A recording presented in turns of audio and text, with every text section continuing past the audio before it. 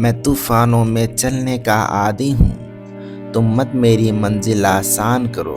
है फूल रोकते, कांटे मुझे चलाते, मरुस्थल पहाड़ चलने की चाह बढ़ाते। सच कहता हूँ, सच कहता हूँ, जब मुश्किलें नहीं होती हैं, मेरे पग तब चलने में भी शर्माते। मेरे संग चलने लगे हवाएं जिससे, तुम पथ के कण कण को तूफान करो।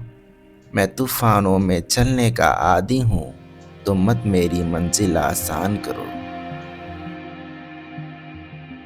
अंगार अधर पे धर मैं मुस्काया हूँ, मैं मरघट से जिंदगी बुला के लाया हूँ आंख मिचौनी खेल चला किस्मत से, 100 बार मृत्यु के गले चुम आया हूँ।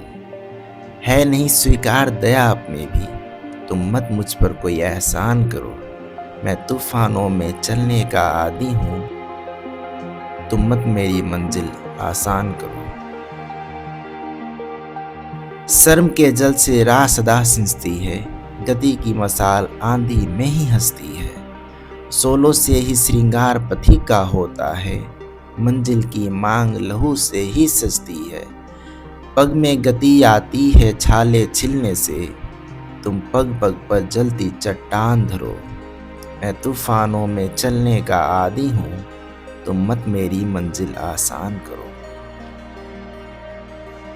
फूलों से जग आसान नहीं होता है, रुकने से पग गतिवान नहीं होता है।